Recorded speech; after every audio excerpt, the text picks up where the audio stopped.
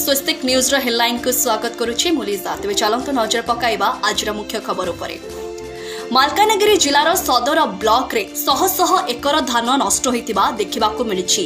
Malkangiri block चारणागुड़ा पंचायतर MV1, MV44, MV90 भली ग्राम गुड़िकरे शह शह एकर धान बिलरे धान हसुछि सिना किंतु धान अगाड़ी होई जाइछि।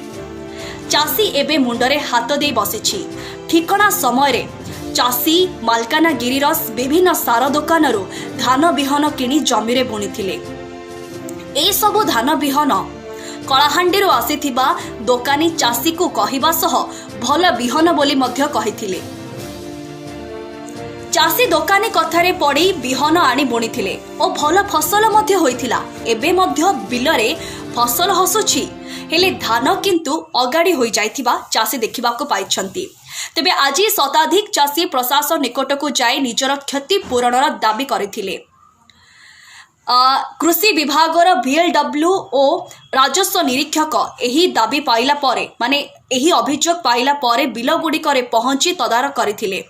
VLW को कहिबा अनुसार बिलरे धान गछ अछि सिना किंतु धान फली नाही। नकली बिहन जोगु एभଳି होइथाइ पारे किंबा कांडरे ब्लास्ट होइथिबा जोगु मध्य एपरि होइथाइ बोली से कहिसंती। मालकानगिरी राजेश कुमार ओझा रिपोर्ट स्वस्तिक न्यूज। तो चलंतु नजर पकेबा आगामी खबर गुड़िक उपरे।